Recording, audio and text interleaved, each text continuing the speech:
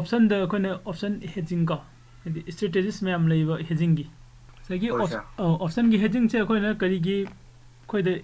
important और इनो high गदी first कोई ना option द कना गुम्बो खर ना high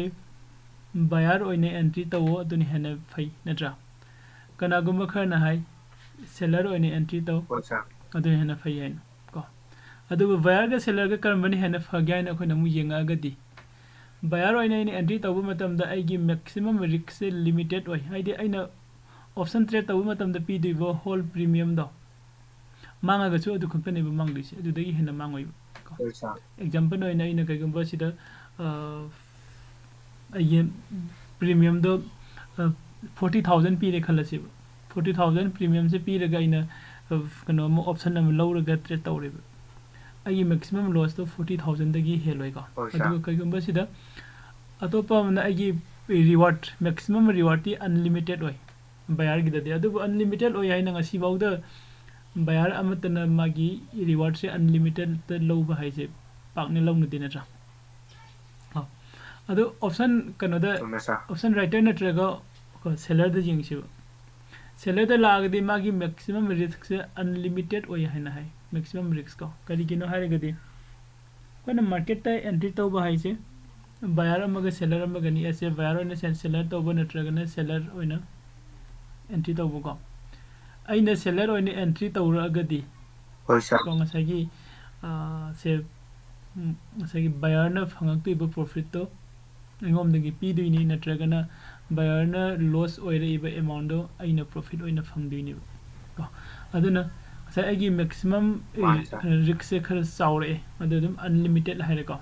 adi lakh ta ne lakh tu simanga ko yabai chances ko horen makha tan la khangakini maisa aduga maximum reward haire di limited oiba kano da option writer da di seller oina sanga ko tam da limited kari gi orino aina option number sell tawre khalasi per quantity the 100 rupees the sell tawre khalasi aina profit lobo yari se 100 rupees the quantity ma the 100 tagi hen ai profit lobo yade natra haidi 100 tu nasum makha da 100 ga decrease tawra akanda market sin nasum down la akanda ina sai 100 to sell tawgi bodo 100 rupees piram maduna 0 oigra baw da aina phangdui se 100 rupees khaktani ko aduna sa ko sida yenga kanda buyer dana maximum risk ko limited oi hare seller dana maximum reward se limited oi hare ko unlimited ani se pam dre khalasi adu maximum adi risk su limited oi ba reward su limited oi ba ani se koi pullaga tawraga di aigi kano se adi mangba gi sang su 100 inatra akoina kano da lai se koi na sida khogi kari stock market ta sang ai se koi first day koi na discussion tawre se khogi kano se mang dana ba hona ba haiba sine ba lai se koi loss oi dana ba loss se handana ba hona ra koni na koi na sida maximum risk se limited oi rega di limited oi ba ko aduga ma se minimize tawba ngamaga di hena better oi haidi kadai dana better oi se ai gi fund I fund से फजना manage तब maintain तब ngमकनी हाइबगी अमला लाइब नट्रा अदन सिगी मतंग सिदा अखोइना buyer ओइन संग कांदे हेना फबा मगी लिमिटेड रिस्क सेलर ओइन संग कांदा लिमिटेड रिवार्ड अनि से पुल्लगा खो ट्रेड तबदी यादब्रा हाइब क्वेश्चन ने लाइस अनि से पुल्लगा खो क्वेश्चन कनो दा ट्रेड तब याय को ngसागी रिवार्ड सु risk ओइबा aduga reward su limited oiba aduga risk su limited oiba hairagadi ko koina kadai te lakke kanda hedge to ba ne leiba option da ko hedging to option sida ko ne hedging gi strategies mayam am leire just ngasi ina mayam da first ahan bo ina hedging gi video simple semaga discussion kano ga ko gi inong pa lamjan baga khoni discussion tawna semina sai ne request tawga sai sem bani ko adu hari basigi hedging se khoi tawu matam de investment se around 85,000 muk sange aina kitang handa han ga hari ga su around 40-45 muk te su hedging tawu ya gani ko sigi sem kanu sida gi kanu se ko gi number of lots to handa halaga horen makha tab da punna ꯌꯦꯡꯃꯤꯟꯅꯁꯤ ꯑꯗꯨ ꯍꯥꯏꯔꯤꯕ ꯍꯦꯖꯤꯡꯁꯦ ꯑꯩꯈꯣꯏꯅ ꯀꯃꯥꯏꯅ ꯇꯧꯗꯣꯏꯅꯣ ꯑꯗꯨꯒ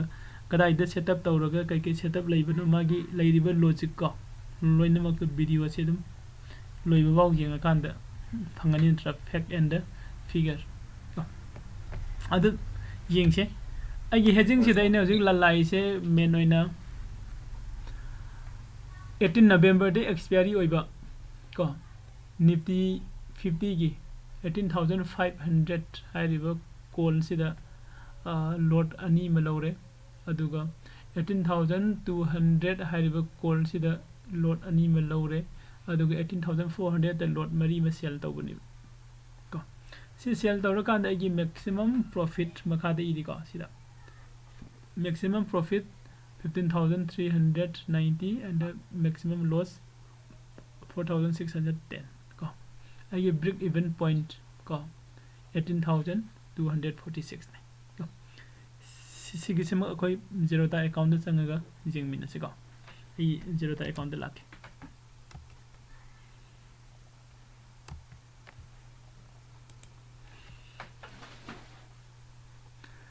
Zerodha account ne Zerodha account to ko sida order da sangaga basket ta lai ko basket ta la kan se first da ko new basket ama form tau se create tau se basket gi maming se nifty 50 hai rake nifty 50 the basket sida ko add tau se first da ina add tau du se aina सिगी हेड से सेमी से कहीं market से अपलोम the lakh याई हाइबगी semi ने को अप ट्रेंड की हेड ने अप ट्रेंड की हेड से द इन सेमी से होजिक 18,200 सी को 18 नवंबर की सी लौरे इसे इन फर्स्ट 50 दे लौरे से हाइदी क्वांटिटी अमा खतंग हाना लौरे जिंग को मार्केट बाय तौरे रेगुलर इंट्राडे ओवरनाइट का हेलो ओवरनाइट इंट्राडे दम हेलसी नोंबदे लोसिनदसु याना बै हदि नोंबदे लोसिन बै कनो द येंगसि एट तौसिल 400 रुपीस खतने को अदु 4,000 सॉरी अदुगा नेक्स्ट 18,400 को सी से सिम सेल तौथोकसे क्वांटिटी अनि सेल तौथोकसे क्वांटिटी अनि कोने सेल तौब मतमदा 1,81,142 दका ओय सेइना सेलर ओने एंट्री तौगे हारेगति को सि मतंग सिदा कोई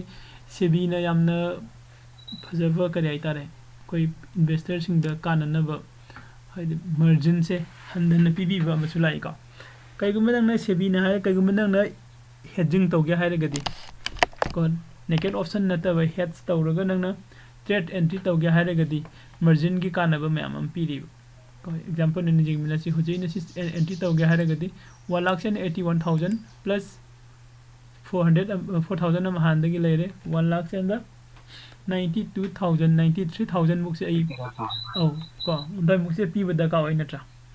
अदुबो अइना सि एड तौर येंगसे ओइ सा एड तौसिल कांदा इंगम द दका ओइसे 99,000 अदुगा को रिक्वायर मार्जिन ना 1 लाख से द 4,742 ओरे अदुगा फाइनल मार्जिन 99,442 अनि सिगी डिफरेंस इन करिनो हारगदि फाइनल मार्जिन सिन आइगी अकाउंट दगी अइना इन्वेस्ट तौबदा अइना ट्रेड तौब मतम दे इन्वेस्ट तौगदो अमाउंट दुनेबा अदुगा 1 lakh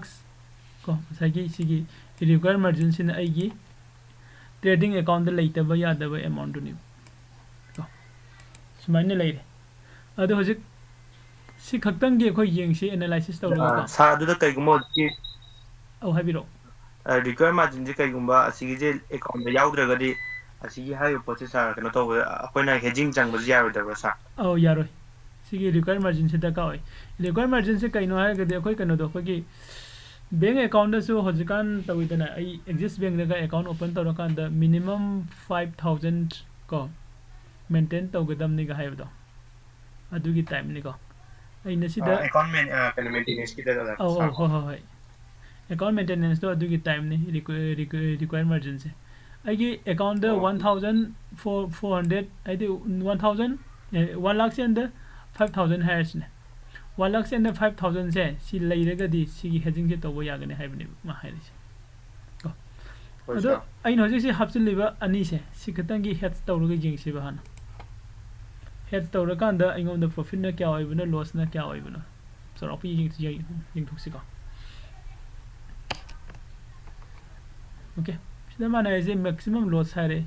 adu maximum profit na 8000 ni hare ko adu de amuk suppose ai sell to basi lok thok asi sell to basi lok thok de ai profit se maximum unlimited ne adu maximum loss na ngasa ina buy to buda changi ba amount do adu na ai maximum loss ore ko okay adu de khoi back amuk to roksi back to roksi adu ga sida ina sai quantity machine sida 100 ore sida 50 ore ko sida 100 chunana ba atopa amaga hapsil lake 18500 kon ko sida 50 amaga market intraday da buy tawsil okay sida ko gi nasai oidamba amount 100 ko 90,000 oidamba do hoji 40,000 da 100 gare ko aduga topa amna aina sigi require margin se sisu han ya haragadi sigi buy to bose hana to biba sell to dinga da buy hana to biyo ado itadi 45,000 je agi account da yauragadi sigi head se to bo yarani gyan ta hoy ko hoji kido hoi sa tajai sa ang aini hedging je lobo matam da aini hedging to rage entry to bo matam da sell hana entry to ru da ba yengo sell hana aini entry to ru ragadi mathak thangalake sell hana entry to ru ragadi 1,88,000 se aigi required margin ne ko buy ani se hana to raga sell sina kona ine entry sangagadi 45,746 hairo maximum ko 46,000 se aigi required margin oi dini ko ado sigi head sida amuk jing se kamai to bunoina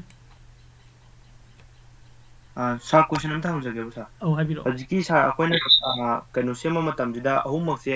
akon hedge to bagi adi minimize to na bagi required margin ju adi plus kanu to na ban to edu minimize loss to oina aduga sa kai gumba asi ahumuk se plan je execute amukta da one time da execute to matam da sa haibdi buy han to se han to je asi je laigra sa command lekin sa ado kona basket sida sema kanda di magi sequence am leidna aina sida au sequence am thamai do ai mu back to ke ko sigi asi sequence sida aina si execute to matam da chakhani ko first second third sequence gi matung ni ko sa sequence gi matung ina execute to rane beloina ado sigi basket ki facility se akoi upstox kumba daidi ato topa kano sing da si available oide ko ado Zerodha da fangi ko ado koina sigi kano se nagi head se si sequence sema ga thame hoje koi ko ngasai gi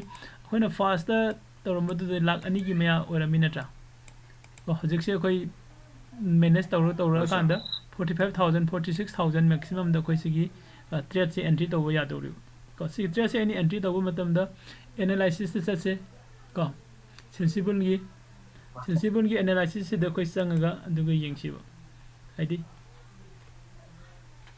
aigi maximum profit na kya oirino aduga maximum loss na kya oirino yengsiba maximum profit 7,695 maximum loss 2,305 ko si oiga de trade to ya natra aidi aini jengai se market se uptrend sanga ba haibani uptrend sanga ba haibani market si stage si da sum yengbi si da okay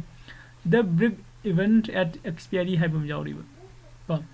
expiry se ina sida law rise 15 November da expiry oi bahane law bane expiry aseng badi 15 November da nate ko aseng ba expiry di 18 da ne ko adu boina intraday gi law ro gi se hadi 15 November da kai guma market se na sigi stage se jawra di ai profit lakane haibani okay so I see the 18,170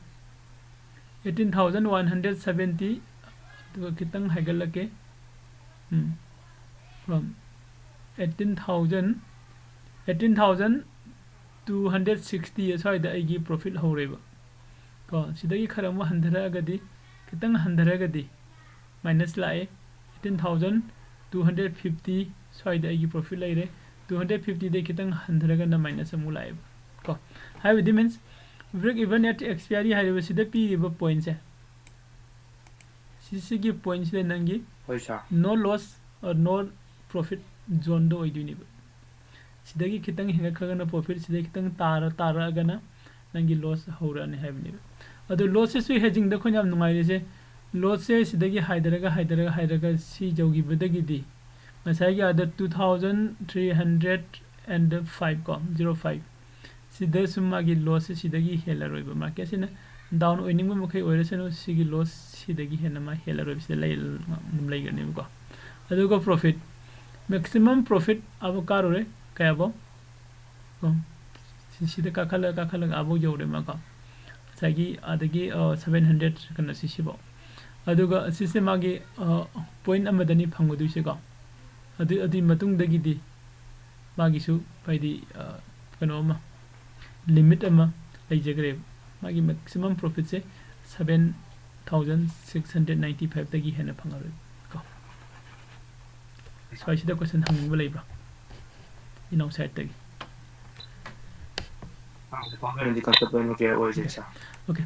okay dudi masagi aigi first akhone lakiba kana do sida edx 5,000 reward na 15,000 ko investment 85,000 haibni bain sida haibetang simdok se kamane simdok pinu haragadi ngasagi ina sida lot anni logi basa sida lot mari la asi lot mari ko aduga sida lot ani la ase duga sida su lot ani la ase okay sa sida sa tambiriba sigi sticker sigi matumina di pulapna baydazu kanu tawda call kanu bayle tawda sa lot mari tawda duga seldu lot mari swaina chane tawda sa mani oh lot mari da ko aina lot mari tawrese asengbade aigi hedging sigi matungina lot ani khakta ne baina se la ise uptrend da satpada lot ani lakpa sida ngasai gi sida pp gariba premium se 60 okay first ke siyang si ko 80 ne ba 80 rupees ne 80 rupees le pi laga gi premium se la kan sida sigi against da ina mu sida sell ani tawbne ba ko sigi premium siga hyper chawra ko manana bagi manage tawra kan da ko pesa se double gi sang de khene rak bagi sida lot mari lakba ko sida lot mari laksile sida lot mari laksin gi besigi matungina amuk sida amuk lot masing ma hengalak bane in kan bada market se hojik kanogi mock test tawbagi move tawbu male so ina ngasai na 80 ga 5 haina bada man khari hengale ko adum kiskai de sigi stage sida ina entry sanga kan da analysis tawraga yingse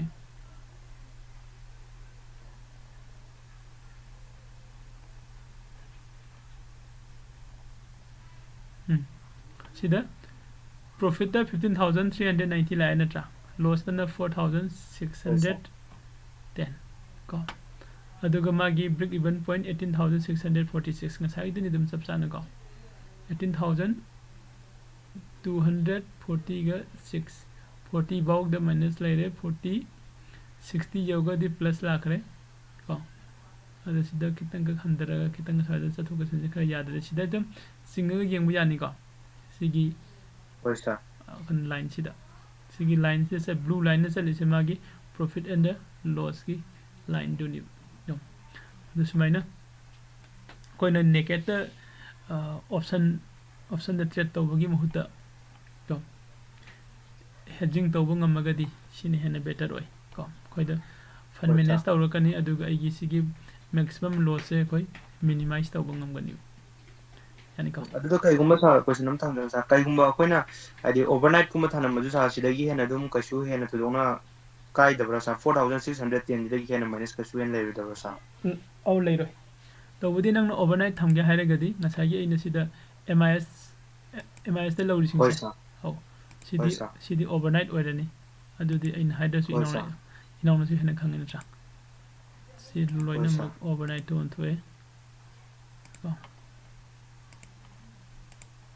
overnight. Okay. Overnight that haname. Aduga igisi loina same sa mana ina tra. Aduga analysis the law.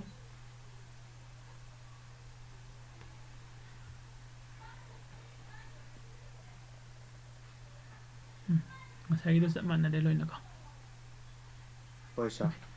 Smain tawra khoina hedging tawba yai. Hedging tawba gi kanaba masu karino hairagadi. Koi margin seller in sang bada khoina margin me am phangamba ko margin phangamba handagi ba me am da dusu sida nang ne head so in sang agadi ko margin se fajana khoi da pbd you know sevina margin asing badi sevi ki kanogi sevi gi run gi makha da broker na pirak bani ko ado broker na piba hairaga se kesu kaide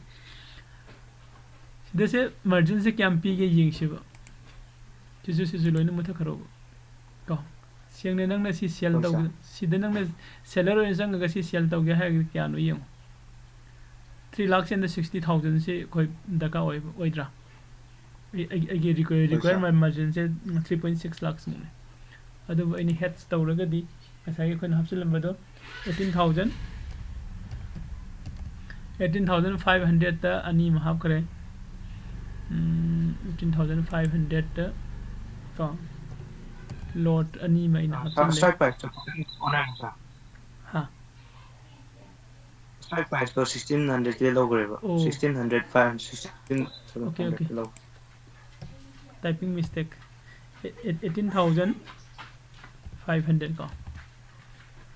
18,500 sida ani lawre lot ani aduga top amuna 18,000 kaya log give the 200 ko 18,200 ta ani maga buy to bani chile ko okay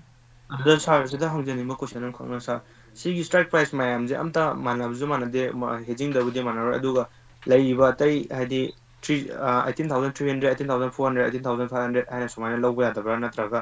kanu margin ji pikhana buida mota akoina atopa khara hena kalaga oina sell tawbuna adumana tawbra karam komai lege sa first da kona main on jing du se aina main on lowriba kano se call gi kano se aina 18,200 se nikhalasiba at the money da lo bujaina natragan at the money da gi step amma sangsilaga lowrasai ka hadi market se in uptrend da lagturi haibagi wakhando leirakan da sigi hedging je sembane jai ka adone 18,200 sida in si lowre khalase ado itadi 18,200 ta adu dagi 200 muk mathakta ka khallaga aduga call ani ma sell tawtho yani ka hoisa understand da oh sida 200 leire 200 sida plus 200 amma tawsilaga ine haise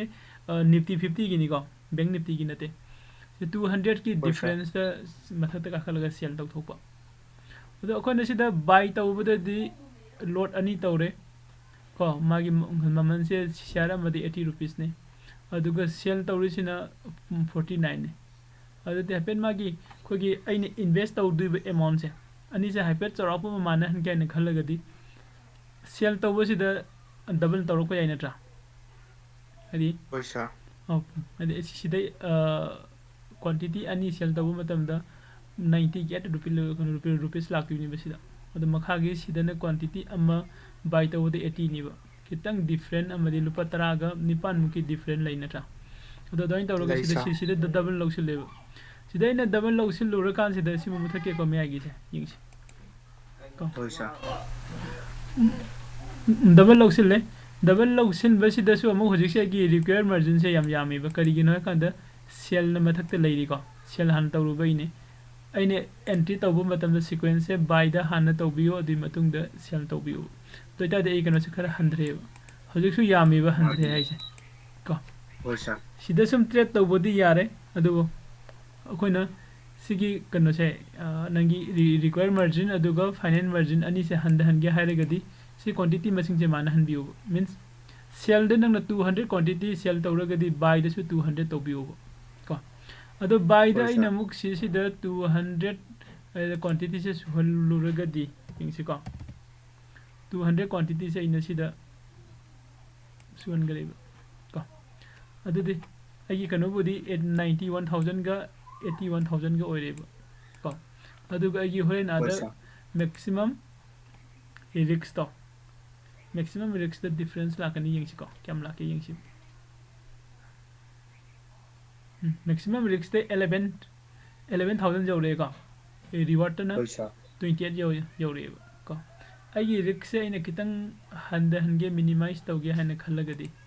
को सिदा इन premium अचौब सिदा 100 अनि मग लौसिन बगी ऐदी 4 quantity 4 lots लौसिन बगी मोहत को अतोप कनो मग लौब सिदा सगी 18500 ओइगरा 600 ओइगरा अम लौसिन सिब को 600 त 100 कनो मार्केट से हम कना हाइगलक प्रोग्राम तो मोय मॉक टेस्ट तो सिदा ओ सर फजना हाइरक पने सा 18000 ओके कनो से ओन जंगरे 18600 सिगी चंगसी 18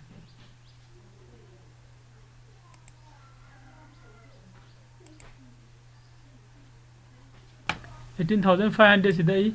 लोड अनि मग लौसिन लगे को अदुगा एड तौसिले को सिसिदा सेल मथक थंगबैने को रिक्वायर मार्जिन हंदरक तैसे बाय से बुखलो कोई सीक्वेंस से काउब यादे को खन बास्केट सेम मतम दोइतादी हजे गम द कावै से 89000 90000 मुकी कनो से द कावरे सिगी ट्रेड से इने तब मतम द पुलअप का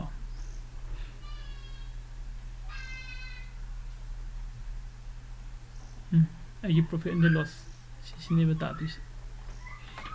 ओस्टा सना को नहीं कनो से फजना आई प्रॉफिट ते लिमिटेड ओइग्रनी दुगा मसाई कनसु आगी लॉस तो अदसु लिमिटेड ओइना हादि मिनिमाइज तव याबगी खुदोंग साबसे अखोइद फंगेगा ऑप्शन द कोन हेजिंग तौरगा के तोप कई क्वेश्चन हंगनिंग लेब नंगी साइट गी हजि पगन दि कन्सेप्ट न पतना क्लियर ओइसा कन्सेप्ट लेनी क्लियर ओइ नत्रा अदु दिसिगी हेड से अखोइ हयंग मंडे द एग्जीक्यूट तौरगा यंग यानी अदुगा ओइसा होना हयंग अइना से हेजिंग तौरे खल्लसे आई हेजिंग से अप ट्रेंड चटपगी हेजिंग नि सेम से नत्रा अप ट्रेंड चटपगी हेजिंग सेम थमकान से कइगंब मंडे से द मार्केट से इन हेजिंग से एंट्री तौर मतुंग द सिग ट्रेड से एंट्री तौर मतुंग द मार्केट से डाउन लोम द लाए खल्लसे डाउन लोम द लाए हाइना अइना कइगंब बाय सिंग सिदा बाय अनि यावरिसे बाय अनि से थादो खरगा सेल से गदंग थमहौबो यादे को कइगंब नंगना बाय अनि से थादो खरगा सेल खतंग थमहौरगदी नंगोम द दका ओइदिसे ngसागी 3.6 लाख तो अदगी मार्जिन रिक्वायर मार्जिन दो औ रिक्वायर मार्जिन दो हलकनी से एग्जांपल होइना इसी लक्थोक सिसु जोंथो खरे खलसी मार्केट से डाउन लाख पदगी सिमसु जोंथो खरे रिक्वायर मार्जिन क्या होयनी होजि 3.6 अदि नंगे ट्रेडिंग अकाउंट 3.6 लाख से यावदे नंगे सिगी ट्रेड से एग्जिट तब यारोय दैनि को पैसा अदो ता क्वेश्चन तांग दे तैगुम सन समायना सी कंडीशन जे लेको मतम दा हाबली अखोना मार्केट से लिमिटेड थमगा सेल तबदो अदुगी दु यारोयदब्रा सा लिमिटेड थमगा सेल तबा अदु यारोय औ सिदा स्टॉप लॉस सु यारोय अदुगा टारगेट थमगा सेल तबसु यारोय डायरेक्ट अखोना आगी पोजीशन दगी सेलेक्ट ऑल तौर कांदा एग्जीक्यूट तौगिदिनि पुलो वन टाइम दा पैसा अंडरस्टैंड तौगे सा हाय महचले मगे अदुगा अमने कइनो 18200 18200 को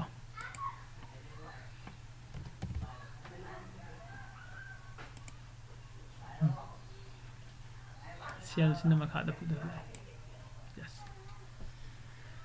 ꯁꯤ ꯍꯦꯠꯁꯦ ꯑꯩ ꯁꯨꯝ ꯊꯅꯝꯒꯦ ꯑꯗꯨꯒ ꯍꯌꯦꯡ ꯀꯩꯅꯣꯗ ꯃꯟꯗꯦ ꯅꯨꯃꯤꯠꯇ ꯑꯦꯛꯖꯤꯀ꯭ꯌꯨꯠ ꯇꯧꯁꯤ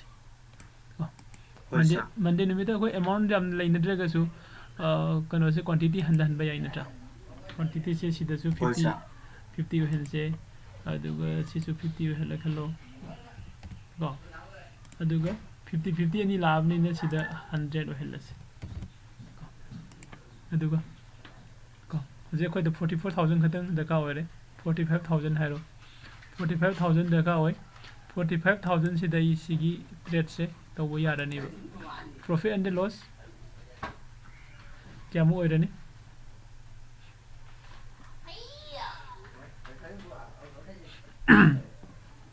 ꯄ꯭ꯔꯣꯐꯤꯠ ꯑꯦꯟड ꯂꯣꯁꯁꯦ